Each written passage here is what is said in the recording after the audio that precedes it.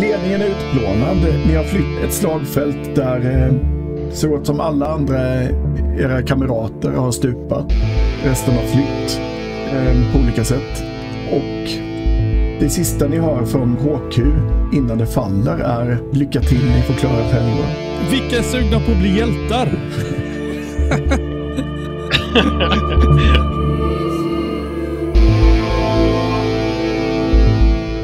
Hej och välkomna, long time no see. Det har varit uppskjutet flera veckor här, så är det skönt att det äntligen kommer igång. Många har varit sjuka och det känns som hela världen har haft omikron samtidigt den här gången. Hur mår ni? Ja, nu är det bra. Jag har klarat mig från den här sjukdomen hittills trots att familjen ligger, så att det känns bra för mig.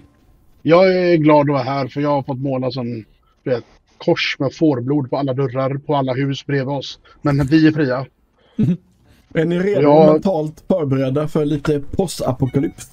Ja, jag är pepp. Jag ska bli jätteroligt. Yep. Jag vet inte, jag har spelat så lite rollspel de sista åren och så nu bara sista månaderna så har jag liksom börjat spela lika mycket som jag gjorde när jag var tonåring, så det känns, jag är lyrisk. Jättekul. Sådär, vi kan ju ta en liten rundtur ändå. Det här är hyfsat nytt för mig och kanske för de flesta som är med oss här nu. Det är första gången jag själv spelar i Foundry och digitalt på distans överhuvudtaget. Så det är en helt ny upplevelse för mig och jag hoppas att ni har lite förståelse och ser till om det verkar konstigt. För jag behöver själv finna en liten roll i det här upplägget. Både i Twilight 2000 spelvärld, regler och det digitala gränssnittet. Så ska vi lyckas karva ut lite utrymme för faktiskt rollspelande mellan all teknik också. Det blir en utmaning i sig. Och vi kan börja presentera oss lite. Jag tror vi väntar med att berätta om våra rollpersoner. Men vi kan berätta lite snabbt vad vi har för rollspelsbakgrund framförallt. Hur många här har rollspelat tidigare? Och hur mycket och när var det senast? Frank? Ja, jag spelade massor på 80- och 90-talet. Slutade någon gång på gymnasiet nästan. Spelade väl lite när jag flyttade till Jönköping. Spelade sporadiskt på 2000-talet. Har haft uppehåll till förmån för live och reenactment och sånt där under massa år. Längtat efter rollspel. Har nu börjat spela igen på Foundry och sånt där, vad kallas det? Roll 20, va? Lika mycket som jag gjorde när jag var barn och är jätteglad att jag har fått tillbaka denna barndomshobby. Känns bra. Spännande. Henrik? Och jag har faktiskt testat att spela Twilight 2000 en gång på 90-talet. Du har det? Oj. Ja. Då får du gärna dra lite paralleller sen. Jag kommer bara ihåg att det var väldigt mycket vapentabeller. Det var allt jag minns. Yes. Henrik? Ja, men begränsat spelande vid millennieskiftet. Lite Eon, lite MUTANT sådär. Det är väl egentligen det enda. Så att det blir en ny upplevelse här 20 år senare. Och Peter? Ja, jag började nog rollspela i högstadiet efter att jag gick med i den ökända schackklubben som sysslade med allt annat än schack. Och där gick det då snabbt in på drakar och demoner. Lite lätt MUTANT, men mest fantasy-genren då. Gick över till under min mörka fas med lite World of Darkness i många, många år. För att sen då, det känns som att det gick bak till grunden igen och Dungeons & Dragons blev liksom det jag numera spelar mest, och med mest menar jag då såklart ingenting. För att det är en pandemi och jag har flyttat ifrån mitt vackra Göteborg till vackra Norrland. Sydnorrland. Men de senaste åren har varit jäkligt tomt på de spelandet. Men så är det. Jag har inte spelat Twilight 2000. Känner inte till att det fanns något som heter Twilight 2000. Så ja, där är det. Och så finns sådana spelare också. Viktor? Ja, jag har väl typ spelat mellanstadiet. Och nu på senare tiden är det varit mest från än till. Känns som. Men det är som svårt att hitta tid för allting. Ja. Men det har varit mycket Drakar och Demoner och World of Darkness och annat så här dumt. Men detta är nog första gången jag spelat Twilight 2000. Det känns ju inte minst som en ljusglimt i mörkret det här att köra digitalt överhuvudtaget när man mitt under pandemin och när man skaffat barn så blev det väldigt lite spelare för min del. Så jag hoppas det här ändå blir någon vettig ersättning. Men jag har konstaterat det att jag tycker nästan det här formatet är bättre för man slipper det här med att resa hem till någon och allt det här sociala runt omkring. Man kan bara boom, pang på spel liksom. Det känns bra. Jag tycker inte om folk, jag tycker bara om att titta på folk. Ja, man kan vara sån också. Men då tycker jag faktiskt vi kan köra igång, va? Om ni är redo. Jag tänkte spela in en bakgrundsintroduktion. Vi börjar med att spola tillbaks banden några år. Efter Berlinmurens fall och Tysklands återförenade så vände helt plötsligt utvecklingen på grund av den jävla kuppen i Sovjet. Nyvunna friheter återkallas. Och kalla kriget trappas upp. När Röda armén återtar länder som utropat självständighet. Vi var dumma nog att sluka betet. Innan vi vet ordet av så vi insyltade i ett nytt världskrig med fronter längs hela Östeuropa. Ön Gotland blir en nyckelkomponent i den nya frontlinjen mot ryssarna. President West ber först Sverige snällt om tillgång till ön. Vi avbryter detta program med ett viktigt meddelande från TT. Den svenska regeringen har mottagit ett ultimatum med krav på militär genommarsch genom Sverige. I utrikesministerns svar framhålls att Sverige inte kommer att äventyra sin neutralitet genom att ge främmande makt rätt att men blir snart tvungen att ta till våld då neutralitetskramarna inte vet sitt eget bästa. Slaget med svenskan blir dock en snabb affär. Reservtruppen aktiveras och det råder allmän värnplikt. Regeringen har beslutat om höjd beredskap och om vissa inkallelser till Försvarsmakten och delar av det civila försvaret. Alla med gul krigsplaceringsorder ska så fort som möjligt bege sig till sina mobiliseringsplatser. Inga går fria från kriget och det här vi sätts in för att understödja försörjning av materiell genom det så jävla kalla avlånga landet i norr. Helt plötsligt knackar Röda armén på från alla håll. Stridsvagnar i norr, fallskärmsjägare i huvudstaden och sjöslag i skärgården. Vi blir snabbt överkörda och klamrar bara fast vid en liten kustremsa i västra Sverige samt en liten enklav i huvudstaden Stockholm. Så, äntligen börjar de nya rekryterna anlända. Krigslyckan ser för en kort stund ut att vända. Men det är då botten helt går ur kriget. Mänskligheten visar sin allra mörkaste sida och domedagsvapnen briserar på båda sidor. Först mer riktade attacker mot militära mål, men det eskalerar snart utom all kontroll och ni får alla bevittna svampmålen även i Sverige. Galenskap och anarki följer.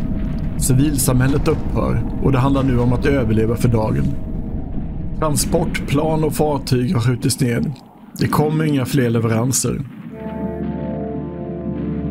1999 är det kallaste helvetet till atomvinter som Gud skådat. Ni ser kamrater stupa av enklare sår, törst, svält, köldskador och ett artilleri av sjukdomar som hämtade från mörka medeltiden. Ni var själva nära att ge upp hoppet. Denna Project Reset skulle bli krigets sista strid och det ser ut att vara er tur att bli dess sista offer. Inte för att det hade gjort någon jävla skillnad ändå såklart. Det hade för länge sedan tappat räkningar över supade. Och om ni haft någon kvar vid liv där hemma skulle ni omöjligtvis få veta att ni coolade just här utanför någon svensk stad som ni inte ens kunnat uttala.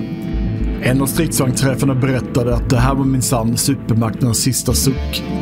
Där det rent instinktivt utbyter ett slutgiltigt slag mot varandra. Hon målar upp ett citat från Moby Dick på sidan av sin Abrams. Med mitt sista andetag hugger jag mot dig. Galenskapen var synlig i hennes ögon. Det stora slaget inträffade redan innan Örebro. Ni fick för fan bara se stan genom en kikare. Ryssarna drev en kil rakt genom andra divisionen, som en kniv genom smör. Ni var vid det här laget en jävligt sliten division. En bråkdel överlevande, med hälften till häst eller fots. Fordon som drevs av destillerat alkohol. Lappade uniformer som lagats om och om. Det hälften inte ens kom från samma enheter. Om ens från samma land. Ryssarna slet rakt igenom er, klev er i tur för att sedan omringa er. Förhärdade soldater bröt ihop och rymde, flyndes för blotta livet. Någon bindgalen överste försökte inleda ett drivande angrepp. Fick upp sin häst på bakbenen som en riktig Lone Ranger och skrek ut att det här var general Custers sista strid. Ni blir nästan lättare när en sovjetisk granat utplånar honom. Hans 45 med pärlantag landade meter från er, med handen intakt. Hästen drog det kortaste strået. Kulorna susade omkring som moskitos i floden där hemma och knäppte till som ni gjorde när ni kom för nära den där elektriska myggfångaren. Det gav dig nästan hemlängtan. Men hur fan kunde du tänka på det här mitt i allt egentligen? Förmodligen fladdrade livet förbi framför dina ögon. Du tog en i magen och trodde att nu var det över. Men den keramiska plattan absorberade det värsta. Luften gick ur dig. Någon hovade upp dig, kastade in dig i en handbil och drog iväg som bara fan söderut. Efterstämpare hoppade ombord så gott de kunde. En lyckades inte riktigt hålla sig kvar och föll av. Du såg i backspegeln hur en häst trampade ner honom. Det var då som radiobruset plötsligt klarnade. Någon i andra änden skrek att högkvarteret stormats. Den sista orden från ledningen var att försöka fly. Om att ni inte redan försökte. Sedan kom det där sista meddelandet som liksom dröjde sig kvar inuti fordonet. Som de värsta nyheterna i ett väntrum. Lycka till! Ni får klara själva nu!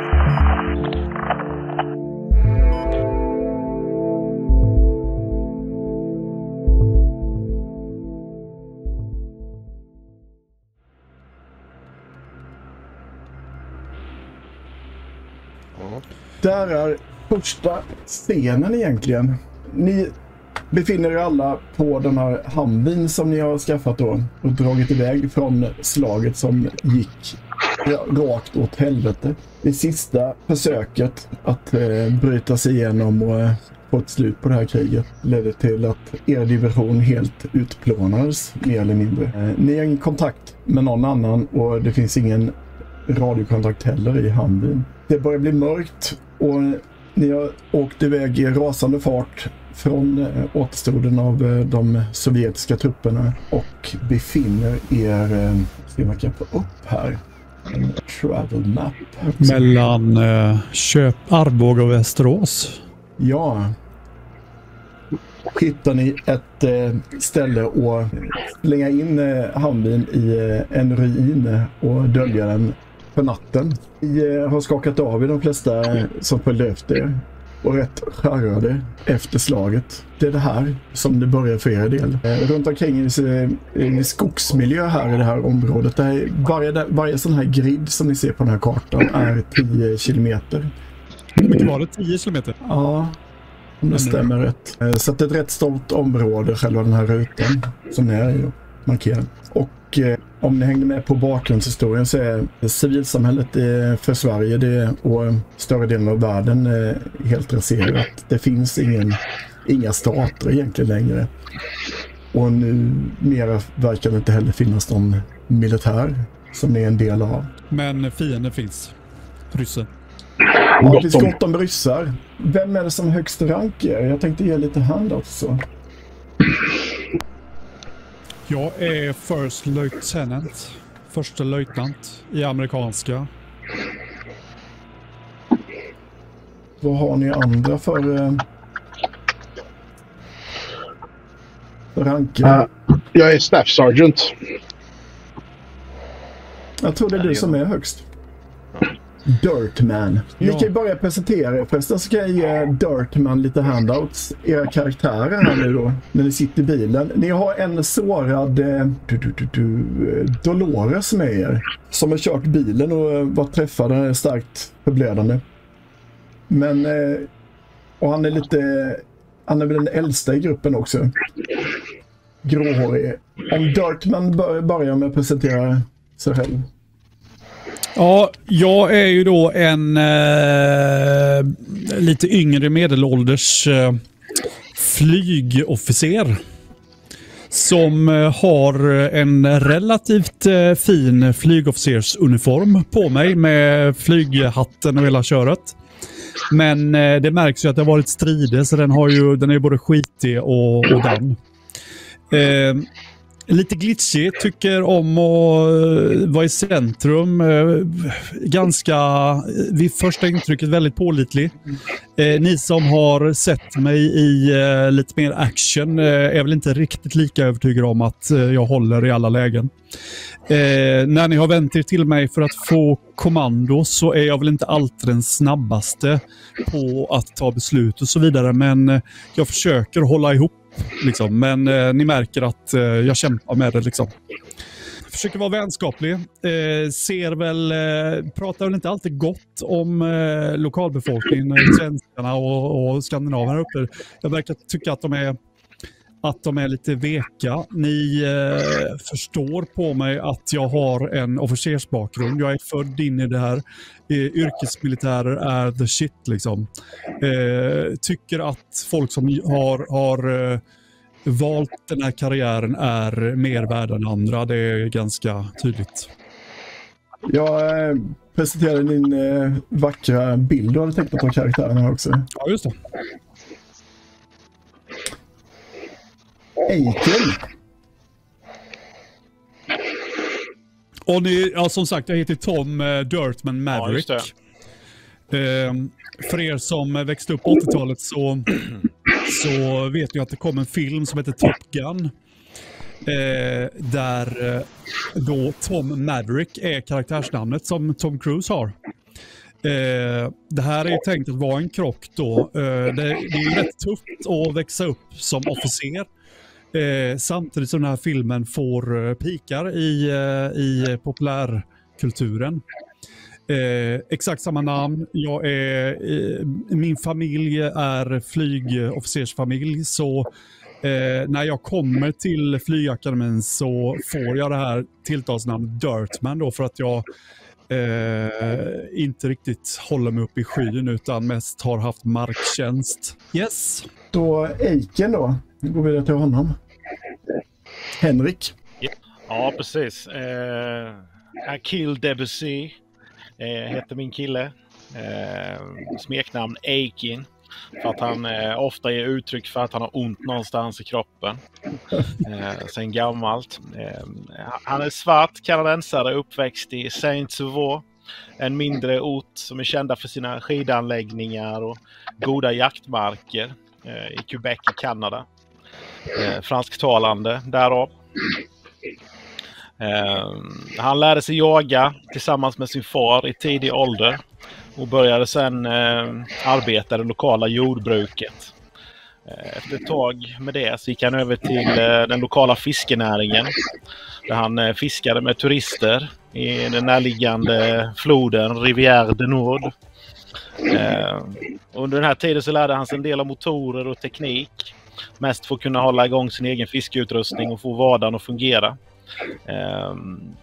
Men det här ledde också till att han började studera språk när han träffade turister. Och då studerade han då han hade haft många ishockeyintresserade svenskar på besök i hans trakter.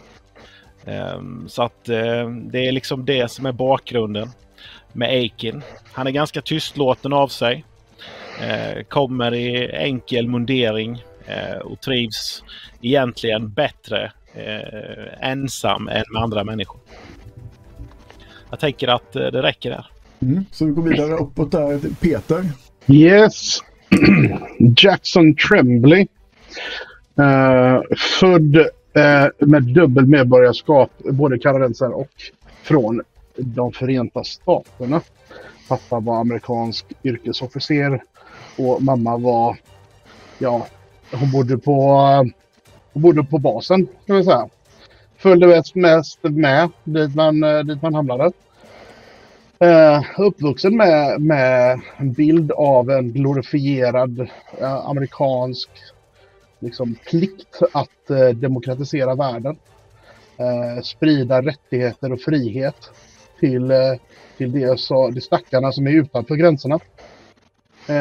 Och köper fortfarande det här. Det här är, trots allting som händer, trots att världen är i förfall, så är det fortfarande någon form av plikt att det här är ju hans uppgift liksom. Det har, som hans far innan honom och hans far innan honom. Det här är vad man gör. Men det är extremt jobbigt för att det är inte vad han vill. Helst av allt så vill han fiska och bo själv och inte behöva bry sig om andra människor längre. Men man har svurit en ed.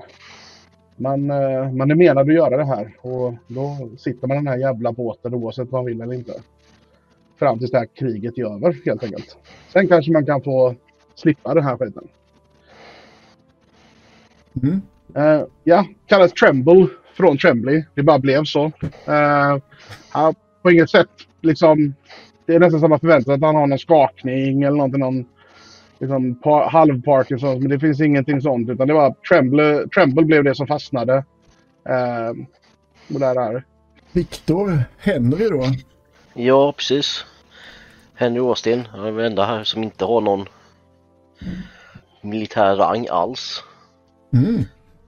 Han är en sån här, visst han går omkring i uniform, men han har inga gradbeteckningar på den. Så han kommer ifrån de här andra som ska undersöka saker eller snoka reda på prylar, rättare sagt. Men jag tror det är mening i alla fall, eller? Nej, jag inte har ingen militär rang alls. Okej. Eller, de brukar ju inte ha någon militär rang när de är Ja, just det. Ja, du bör say no more, say no more. Ja, han är lite mystisk. Han är väl lite ganska inställd på det här. Vad gör han här egentligen? Ja du, bra fråga. Undrar nog de andra. Ja, just nu undrar han lite själv också vad han ska göra här. Men jag säger klart först. Ja.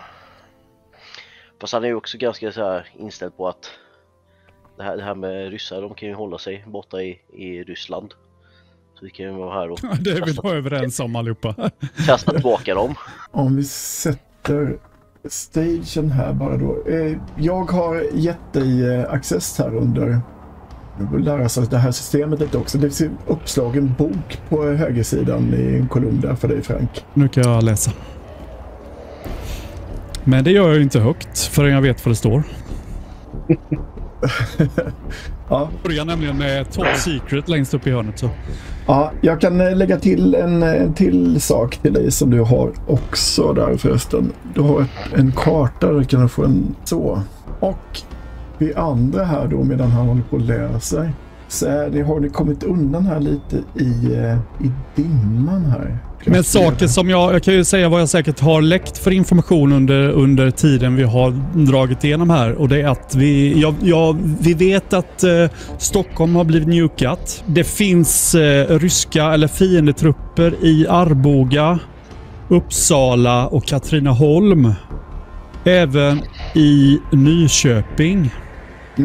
Nu får du tänka på att det är lite gammal information det här, som är tryckt information som gått ut till er.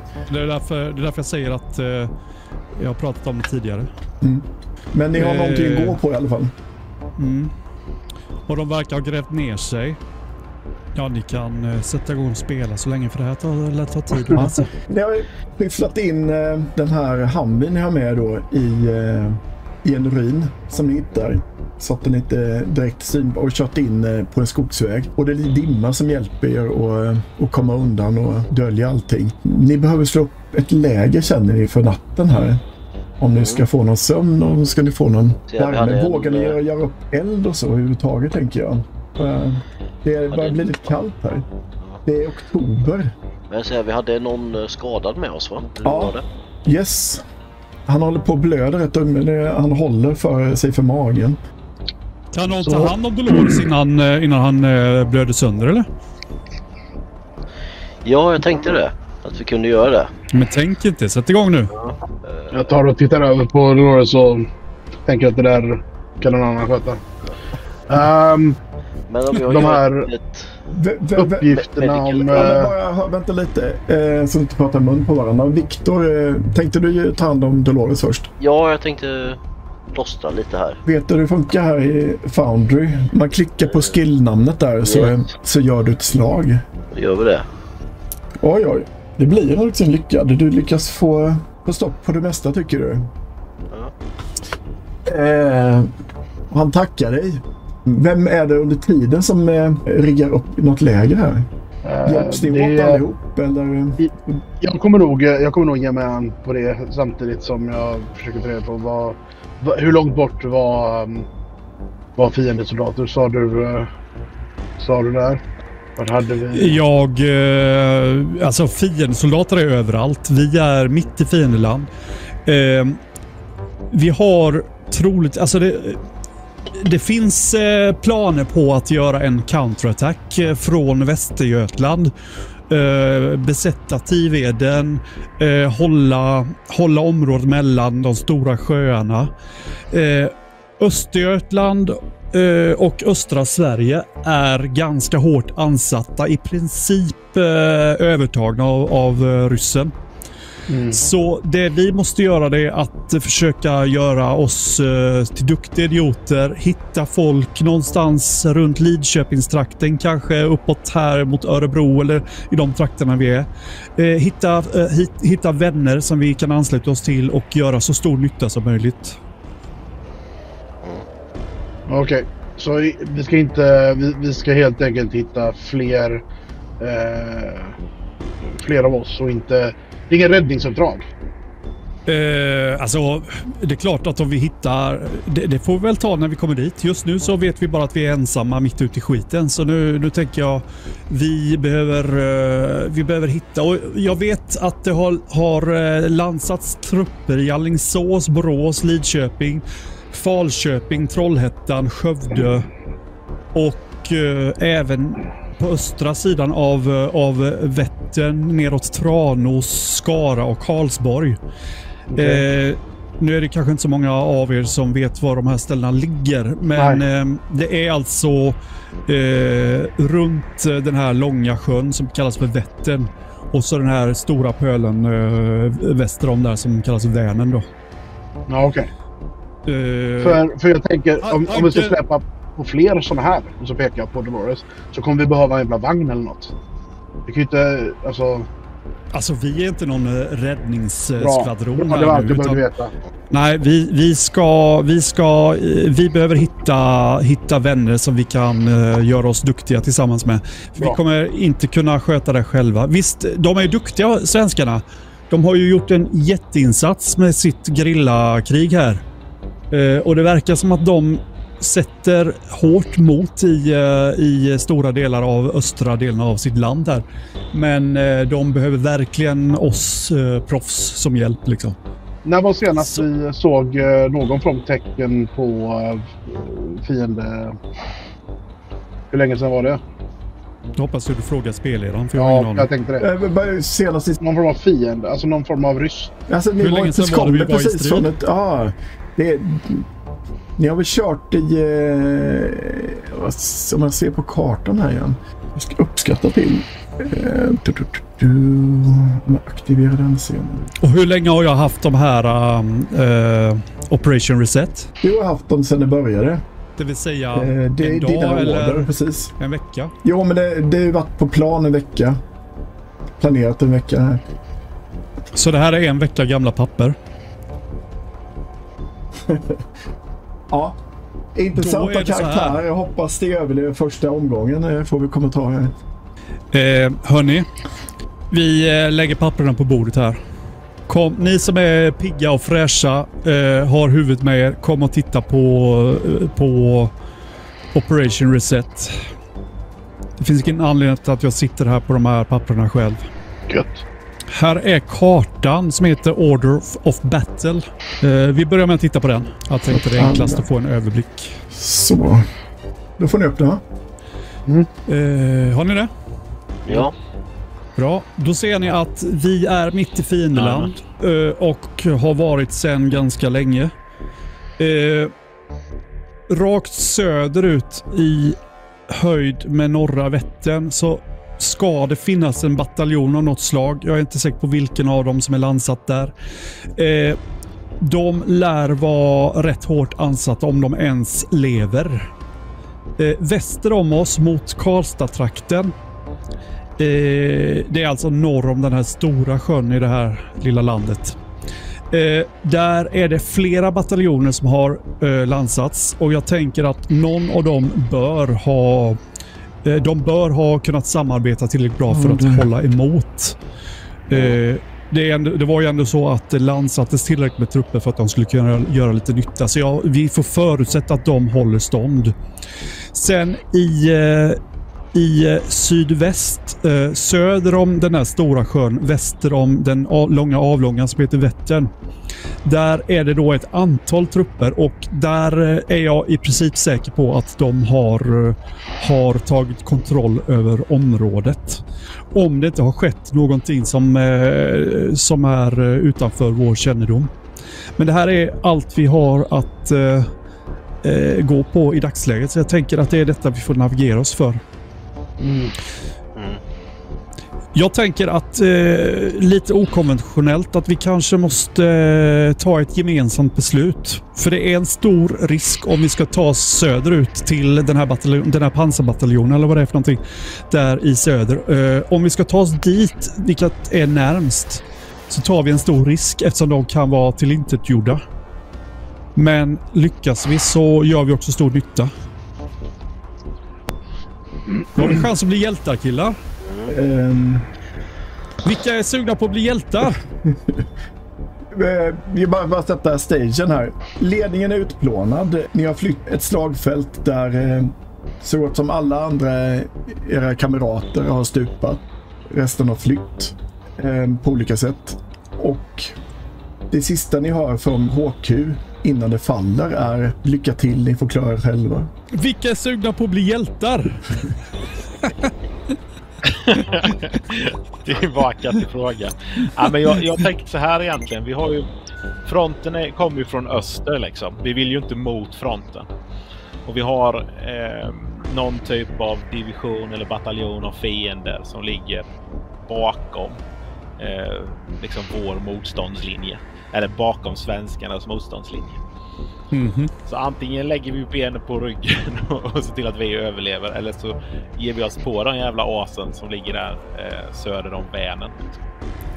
Alltså, lägga benen på ryggen gagnar ju ingen, tänker jag. Men däremot så gagnar det inte heller någon att vi går in i döden för till vilket pris som helst. Så att lite mer sansad analys, tack. Vi har ju ganska långt till var vi än ska egentligen för att ta oss till... Ni har kommit från västkusten och ni har nu fastnat djupt in på fiendeterritorium här då bakom rött. Ja, har du delat Operation Reset med dem också? Då gör jag det. Ja, gör det. För i slutet av det dokumentet Operation Reset så ser ni trupprörelserna som vi har gått upp med, och då ser ni att det har landsats ganska stora mängder trupper som har gått upp genom Tiveden och österut mot Stockholm där i den trakten. Det är där skiten har träffat fläkten för oss. Gick ju inte så bra, så nu är vi på väg härifrån. Är det hela förresten det här, undrar om det är hela eller är det bara en sida där? Frågar du oss det? Ja, har ni fått hela? Tack. Eller har du läst flera sidor? Ja, det är 3 sidor hade jag, tror jag. Som jag har skummat igenom väldigt försiktigt. Ja, alltså... Det är ju ganska... Jag tycker det är ganska självklart. Det finns ingen poäng med att vi är söderut. Vi rör oss västerut, ser till att ansluta förhoppningsvis till starkare eller större bataljoner än chansa på att någonting har överlevt söderut. Ja, det var en röst. Vad säger ni andra? Ja, det tar oss. Alltså det är våra liv vi sätter på spel här, så det är fritt fram att säga vad man tycker där. Att de inte österut är bra liksom. Ja, men lite tydligare riktlinjer. Vart vill du? söderut och hjälpa de eventuella överlevarna. Kan vara skiten som träffar oss där också. Eller västerut till lite säkrare jaktmarker. Kom igen nu, det behöver bara ta ett beslut. Nu drar vi västerut. Det är bara beslut som hänger på det här beslutet. Ja, vi kommer ju behöva dra oss västerut vilket fall som helst. Vi sitter ju fast där kring Västerås. Jag kan aktivera den här åt er då så att ni ser reskartan. Vi är ju ganska långt österut nu. Så mitt förslag är att vi tar oss nordväst och rundar norr om de här 2 bataljonerna, eller ryssbataljonerna, för att ansluta oss till de 2 marinkårsbataljoner och den svenska bataljonen som är norr om Vänern. Ja. Kör. Ja, men vi gör så. Vad är klockan nu på kvällen? Är det natt? Vi har slagit nattläger eller? Där borde det vara, så det börjar bli skymning. Okej. Då gör vi så att vi trycker här i natt och så direkt när skymningen kommer, eller när det blir ljust, första ljusningen, så drar vi upp nord om Köping, eller Koping, eller vad heter den där byn där uppe? Och går mot Lindesberg. Vi har ingen väg där. Det går ju inte. Det här är ett all-terrain-fordon här. Om ni klickar på bara så att ni får lite mekaniken hur det funkar. Jag har lagt upp den som en karaktär. Så om ni klickar på den så ser ni att den har 9 i travel speed. Det betyder att den kör så mycket på vägar. Om det är fullt dugliga vägar då. Det är ju rätt mycket nedbrutna vägar här och 7 i terräng. Och sen så anpassas den siffran beroende på vilken terräng det är. Och det här är antalet grids per shift. Ett shift är ungefär 4 timmar bara. Eller 5 timmar. Jag måste kolla upp. Det finns 4 shift per dag i alla fall. För det är 6 timmar borde det vara då. Men då tänker jag att när det blir ljust så drar vi två grids nordväst där jag viftar med musen nu. Och sen därefter är planen att vi drar ner i sydväst, ner hit. Peter hängde med. Henrik han är i sjön.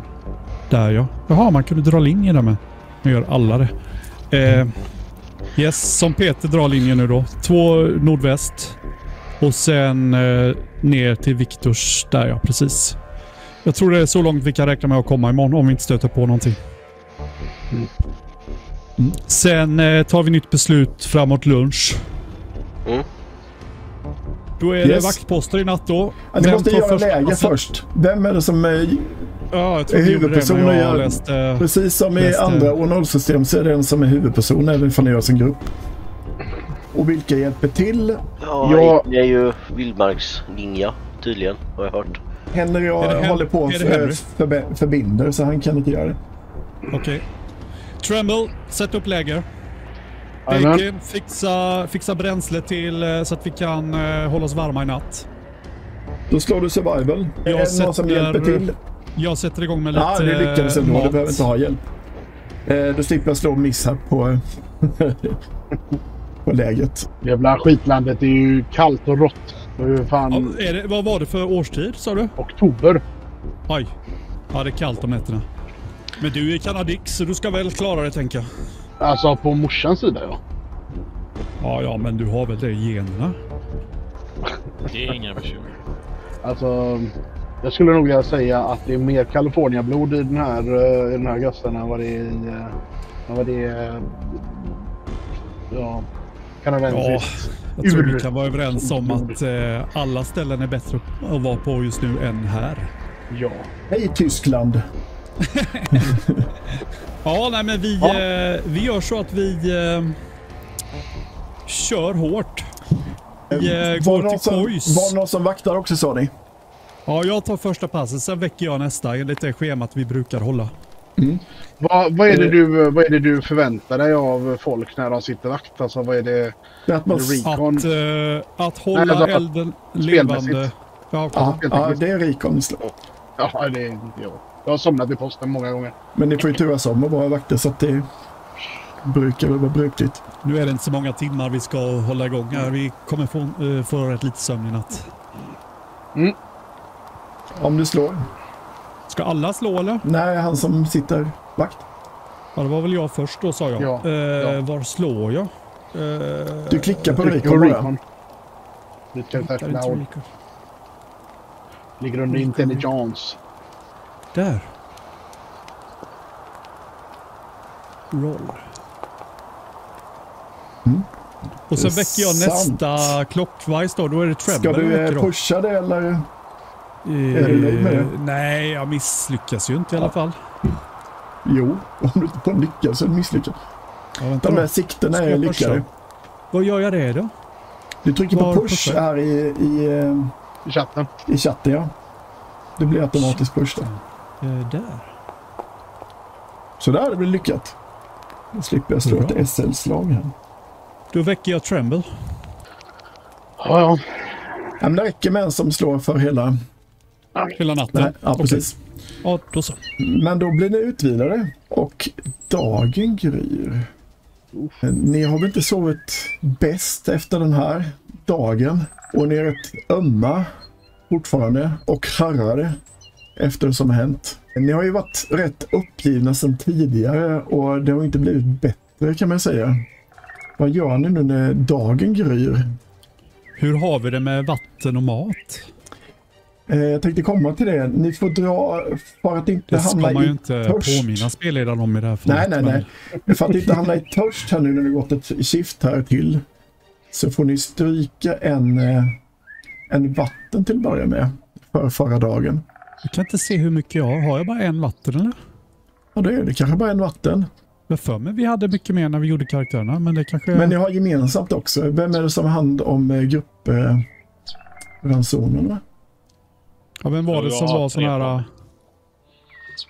Vem var det som var sån här hålla reda på prylar-rang? Staff, eller vad heter? Ja, just det. Ja, var det inte du som var det, Tremble? Staff Sergeant eller någonting? Hade jag fått en massa grejer att hålla reda på så hade jag jättegärna hållit reda på det. Ja, men det är du som håller reda på jeepen här nu, på Hamwin. Ja, Så dela ut vatten så alla kan dricka någorlunda, men drick inte för mycket. Då tar vi väl och klämmer i oss dem nu då så vi är pigga och nytra. Sen Men, så tar vi oss mot floden och försöker att på ett säkert sätt fylla på vattenförrådet här då. Ja, jag tänkte bara informera lite här hur det funkar här då. Vi har 3 stycken enheter. Ett shift som är mellan 5 och 10 timmar. Det går 4 shift på en dag.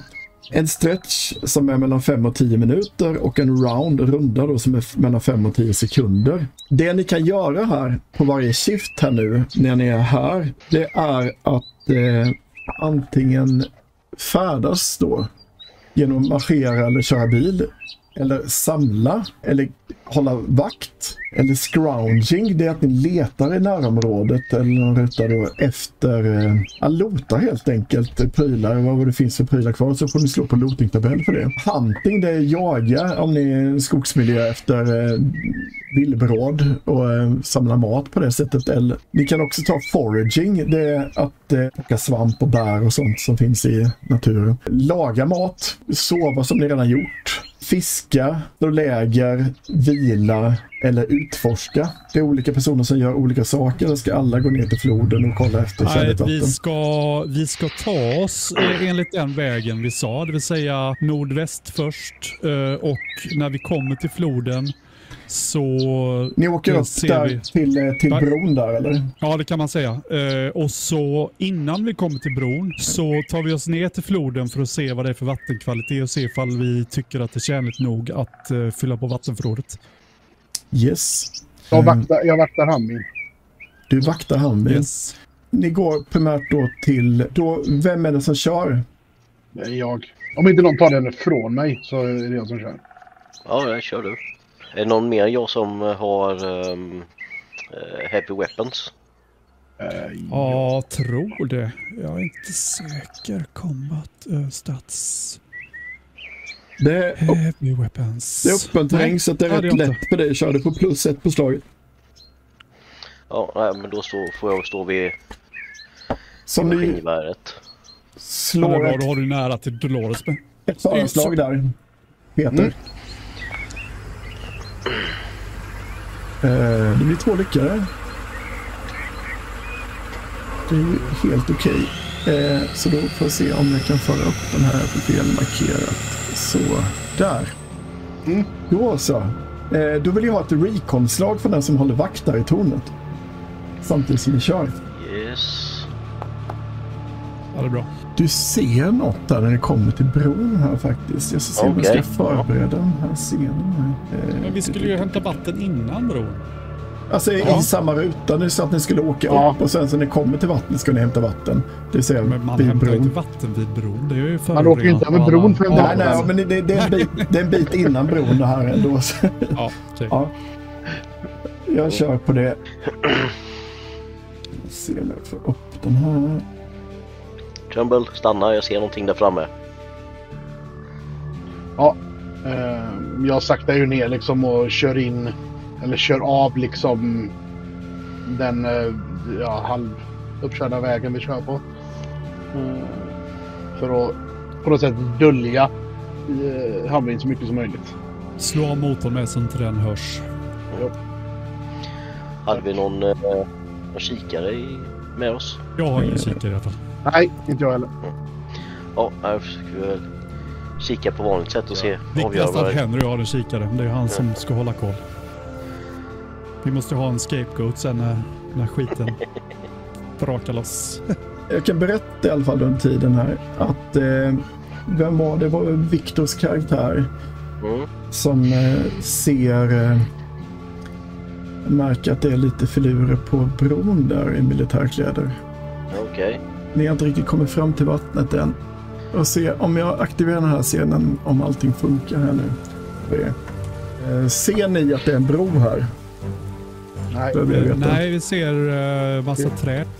Det var ju synd att ni inte får... Men då kan vi kan då dra fram er lite så att någon av era karaktär ser... Viktors karaktär har ju spanat i alla fall härvid, tänker jag. Så. Ska ni placera er... var står ni andra så kan jag placera er. Ska ni vara i närheten av Viktor eller närheten av gruppen? Vi kan väl göra så här. Ekin, kan du dra västerut bland träden och spana lite? Så håller vi oss här vid fordonet till du återkommer.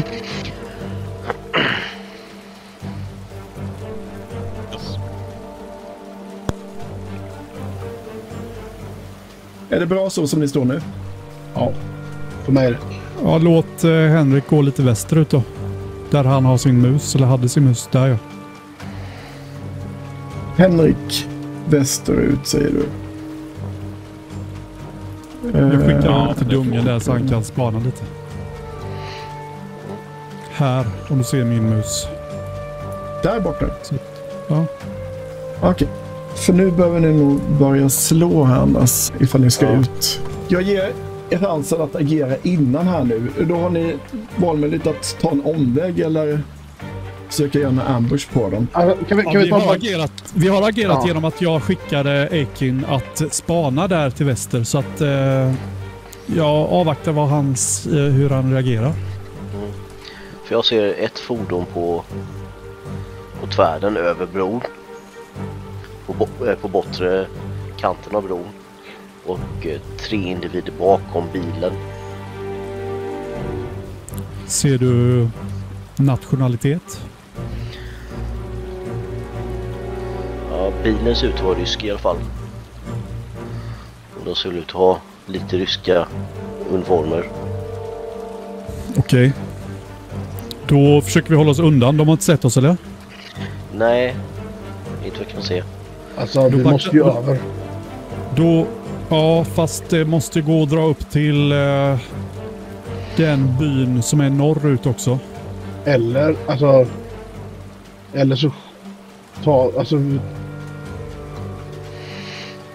så skjuter vi ihjäl dem.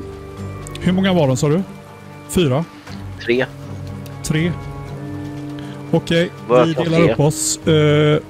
Ni två som har kört och skött kulsprutan tar varsin kulspruta. Eiken, du drar till dig deras uppmärksamhet. Jag kliver ner i strandkanten här i söder och angriper därifrån.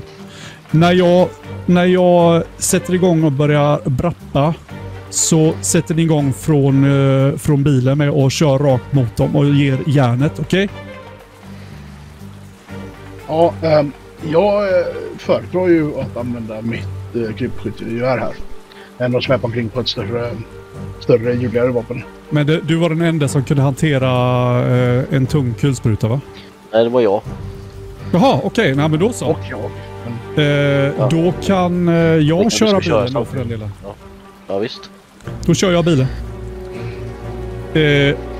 Då är det onödigt att du springer över vägen och visar dig, Eiken. Så att då tar du min position ner vid strandkanten och när du tycker att det är lämpligt så sätter du igång och ger eld. Du tar skydd när de svarar på den och då ger järnet och går på dem. Oj, är det någon som Fast vi har en attackera här nu? sniper. Nej. Jag anfaller inte. Då trycker man på attacket. Jag bara försöker kolla info på vad fan vapnet gör. Okej. Så, vad range är. Vad är range 20 för något? Vi har ju en sniper, insåg jag precis. Ja, jag. Det är jävligt dumt att Eiken börjar skjuta om vi har en sniper. Ja. Varför vi har... Då gör vi så. Vi behåller planen, men... Du vill bara bli av med mig, säg som det är. Snipen får börja och när Här har vi en verkar, skogsdunge. Eller buskage-grej. när de verkar ha lokaliserat varifrån snipen är, då sätter vi igång med full attack, okej? Jo. Kan jag få flytta mig typ dit? Vill ni göra en ambush alltså? Är det Ja. som är planen? Ja, Jag vill bara ha regeltekniska grejerna här nu. Om vi... Ja. First make an opposed recon roll at your target. Precis. Du har gjort för att upptäcka dem innan, men nu ska du göra en då. Prickskytten ska börja. Ja. Och Då är det när han som slår ambush. när de verkar lokalisera varifrån han skjuter, då kommer vi andra ambusha. Då är det Alltså, jag ser inte treble. vad folks call signs är någonstans. Så att jag får lära Du ser mig det i streamen. Jaha, jag fattar. Jag vill ju på något sätt också, du vet, medan jag smyger fram så vill jag ju flytta mig till så snett uppåt hit liksom. Ser ni vad jag pekar? Jag vill stå bakom det här trädet där. Ja. Bra. Så. Där vill jag. Då rullar vi recon här och vi lär få pusha järnet på den. Nu kör vi. Yes. Det där är åt helvete, va? Det vill man inte rulla. Nej, det vill du inte göra. Nej, Men det gjorde jag. jag tror inte, men du klickar inte på recon, kan du inte göra. Har du inte skillen recon? Menar du? Exakt! Ja, då är det kanske du sämst på. Men ja, Så är det. effect if you succeed. All six target. Okej, men då får de ju chans. Okej. Då drar vi initiativ som vanligt annars hade du garanterat sämsta haft. sniper liksom. Nej, det var inte jag. Jo, det var faktiskt jag som rullade fram gubben. Så att, så är Ja, det. men då blir det strid här. Ja, det blir kul. Nu kör vi. Då markerar jag alla. Men hann vi upp på bilen eller? Som vi har planerat? Ja, det måste vara. Jo, vi är beredda. Så fort, Beredda att köra. Okej. så fort han snipar så är vi beredda att ge oss fram och börja brappa järnet. Fast nu flyttade Daniel fel där. Ja, men jag flyttar med han Niklas karaktär som Ja, han borde ja. vara i bilen ändå. Som det blir. Yes. Men Victor ska in i bilen också, eller? Ja. Så, och sen ska vi ha Henriks karaktär ska, vad jag har förstått, Flyga ner hit åt det här någonstans, eller? hållet. Till strandkanten liksom. Till strandkanten. Ja, då blir det ju... Ja, då får jag faktiskt slå... Vad ska jag slå på? Du trycker på recon. Ja, just det. Min bedrövliga recon. Vem behöver- 1+ här, eller? Den turen har jag. Jag kommer dö nu, grabbar. Ni får vara med. Du fick en faktiskt. Ja, du lyckades smyga fram där. Jag är möjligt sämre än vad jag är egentligen. Jag ska göra ett Som en gud. roll här faktiskt på den här. Som är närmast här. Som kylskåpsguden. Alltså hur överlevde vi? Recon. Vi var för kassa för att ta oss till fronten. Undvika att bära minna understanding. Vi såg väl för patetiska ut för att bli skjutna. Ja, någonting som slutar med att de blir 18. Det verkar lugnt. Ja, då vill jag skjuta. Ja, men nu, hur kommunicerar nu när han nu har alla gått iväg här nu, så nu vill jag höra vad då väntar ju alla på att han prickrytten ska börja skjuta, och då får ni dra initiativ här nu då.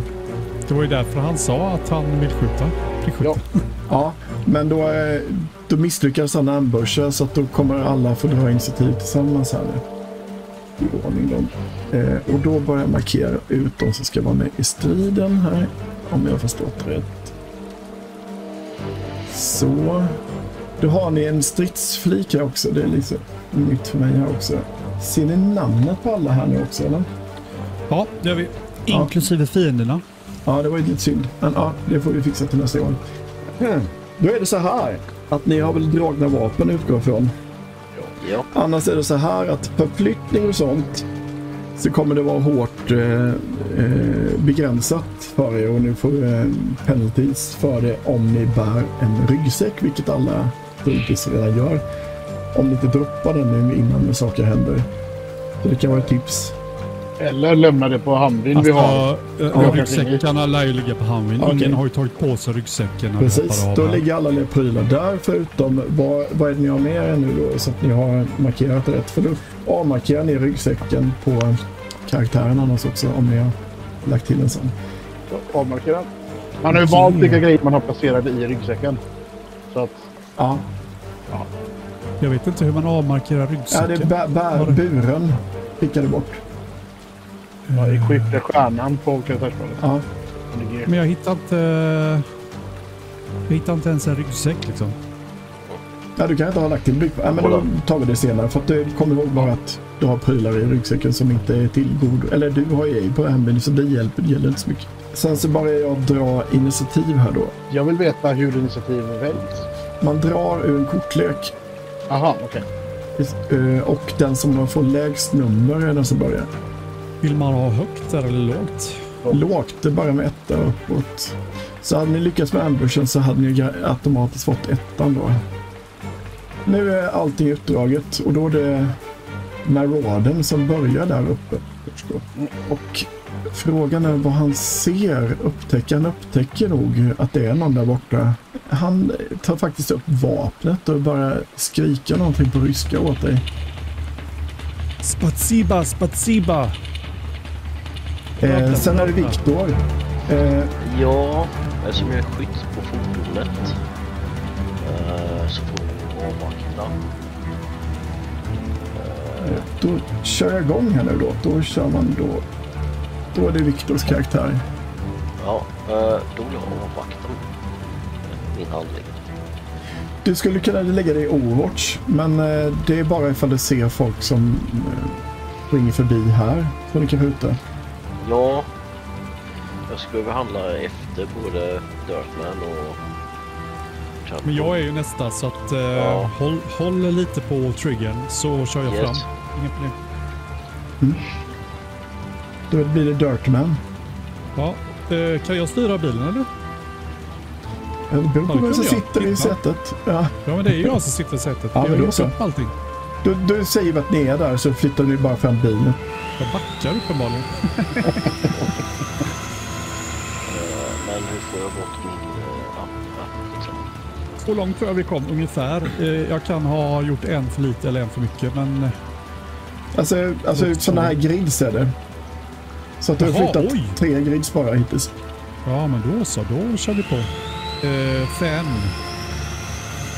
6, 7, 8. Ja, vi behöver inte åka hela vägen fram. Ja, jag undrar, vill ni vara så nära? Jag undrade ju när du skulle...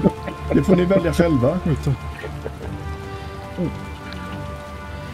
Jag tror det räcker med 20. Bilklockan. Ja. Och sen så blir väl ändå skottet här under gången den kör här då. Så... Alltså ni vet väl om också vart jag är, antar jag? Ja, vi får Jag tyckte det var dumt här, eller? Ja, jag vet. Vi är mitt i hans bilfält. Jag vet inte, men... Så då. Ja, det blir fint. Men Viktor, du hade väl satt in på Overwatch och skjut? Yes, och nu ser jag... och då är det en massa modifikationer här som jag får ta upp här. Jag stannar ju lite innan just för att han ska få lite mera sikteschans liksom. Jag kan gå igenom grunderna här då. När ni slår ett sånt här attackslag så kommer ni få träning för grundegenskap och för er färdighet. Och sen så beroende på om du kör full auto eller hur många ammotärningar lägger till eller om du skjuter enstaka kulor så får ni också chans då att placera ut de extra ammotärningarna på över flera mål. Men då kommer ni naturligtvis följaktligen också göra åt mer ammunition än om ni skjuter enstaka kulor. Ja. Och se här, jag hade en M2HB sittandes på den tydligen. Men en rate of fire på 4. Nej, men jag skjuter väl en ganska kort eldskur. 5-6 kulor och sånt där. Säg 5 kulor. Så slår du dina tärningar och så ska vi kolla modifikationen vad du har innan du slår förresten. Du kommer få del minus för att det är det är vid gryningen. Och det är lite regn. Så du får -1 för regnet. Ska du sikta på en speciell kroppsdel? Nej. Eller bara skjuter, försöker du träffa honom? Jag försöker bara träffa honom. De rör inte på sig så du får ingen minus för det. Och du har siktar du, det gör du ju naturligtvis. Yes, active target. Det står moving target men det står inte att from moving vehicle -2. Så du får -3 totalt. Skicka i -3 på modifikationen. Men jag stannade tidigare för att vi inte skulle mova. Okej. Och då skjuter du precis där han stannar bilen då? Ja. Fick jag -1 för vädret då, eller vad sa du? Yes. Ska du ha rate of fire? Hur många tärningar lägger du till på det? 4. Jag kan lägga till upp till 4, va? Eller vad var det? Yes. Vi lägger till 2. Vem skjuter du på primärt? Står på södra sidan om vägen. Södra, du skjuter på den som längst bort. Den enda som är i skydd från oss. Det enda jag ser. Ser du inte dem norr? Nej, jag har ingen line. Nej, du har trädet i vägen. Ja, men jag flyttar ner så att du ser, för att du ser det egentligen. Så. Okej, ja men då så. Men då... Jag tyckte jag var fiffig så ställde mig lite i skydd där. Ni har ju bilen som skydd. Men det är bilen jag är rädd om. Ja, det är sant. Ja, nej men jag tror jag skjuter på han där nere i alla fall. För jag tror att Trumbull har spad på han som är längst upp. Okej. Längst ut. Yes. Du fick du en träff, då kan du pusha. Jag fick inga negativa grejer någonstans. Ja du. Pusha. Ja. Känn inget tryck. Nej men chefen säger pusha, då gör vi det. Så där. Yes. Bra. Men det jag spenderade... Ja. Men jag spenderade i alla fall. Ja. Du kan jag gå spenderade mindre ammo på pushen. Men du slår en kvitt här i alla fall. Du får se vad han får här. Det hamnar på armarna. Och du verkar spränga bort hans... armbåge. Ja, hans armbåge precis där. Då är det nästa person till rakning. Det kommer ta lite längre tid här i början första gången vi gör det här. Så, Peter. Ja. Okej, ni sa någonting om att markera vapnet. Nej, markera först vem vi ska skjuta på. Ja, det har jag gjort. Och så trycker jag på attack. Och jag har rate of fire i 1. Ska jag liksom öka det? Det kan du öka så mycket du vill. Sen har jag modifier 1 för att jag högsta jag får plus 1 för en sniper. Sen var det -1 va? För att det regnar. Ja. Jag tror du är lite längre bort. Men jag har ju range 20 på vapnet. Alltså jag har ju Ja, det där det rangen igår på. Det borde vara det, precis. Ja, vi kör nog kort så länge då på det. Jag ska kolla Ja, men nu kör vi. detaljerna. Är du redo? Men sen så får du bonus för att du har en telescopic gain. Och du kör ett slow aim, så plus 1 total blir det. Ja, så då. Yes, nu rullar jag då. Yes. Nu kör vi. Så. Ja, det blir mycket bättre. Men du kommer göra ordentligt skada ändå. Det blir... Ja, nu kan du pusha då. Liksom. Nej, det behöver man inte. Ja, Ja, men om du inte vill. Men det kan du inte vill. Ja, gjorde samma. Men då har du 2 skador och då får vi slå krit på honom här då. Vad är det som avgör att jag klipper eller inte? Du kommer över din kritratio på vapnet. Och Det gör är jag du inte, för jag har garanterat. 3 på den. Men du har skadan plus din skadeslag. Ja, då kommer jag upp på 6. Damage plus slaget. Ja. 4. Okej. Ja. Okej. Ja, det var inte meningen att ni ska se de här slagen, men okej. Han börjar spruta blod från benet i alla fall. Vi går vidare till den sovjetiska soldaten. Han tycker ju faktiskt att det är värt att börja skjuta nu i alla fall. Men nu har jag ju tappat... du sköt på... Jag sköt på Maråden. Och det är den där nere som... Han är ju faktiskt gone, så den går vi vidare. Det är Niklas karaktär och han är gone. Så då är det den här karaktären, va? Det är han i mitten som Ja, är han är i kvar. mitten, precis. Då får han agera för Aiken. Och han tycker det är värt att skjuta nu. Och han vill...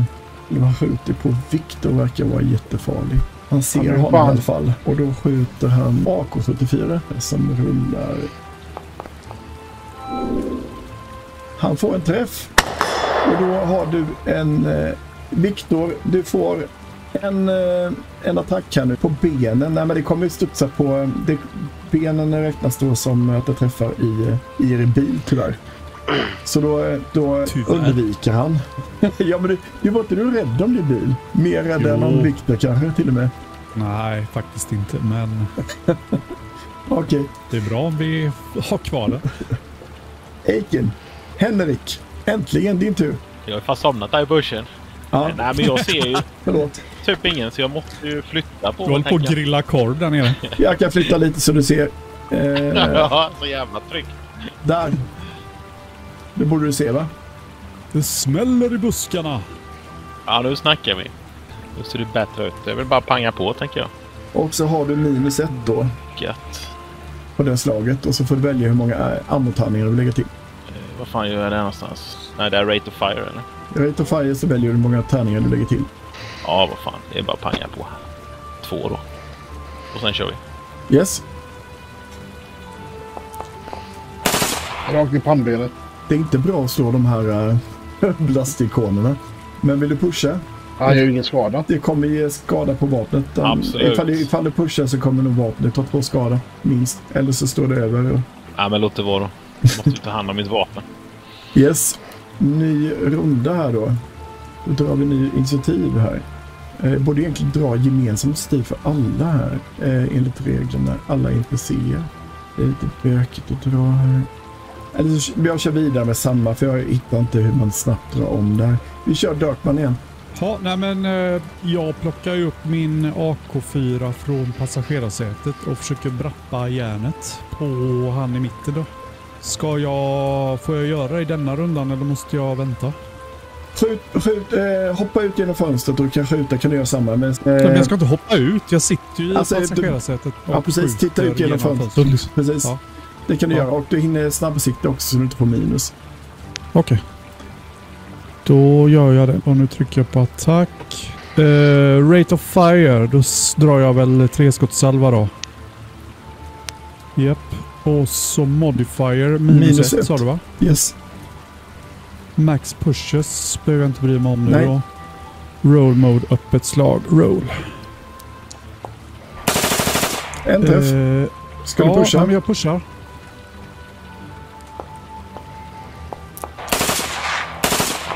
Ja, det är många tärningar.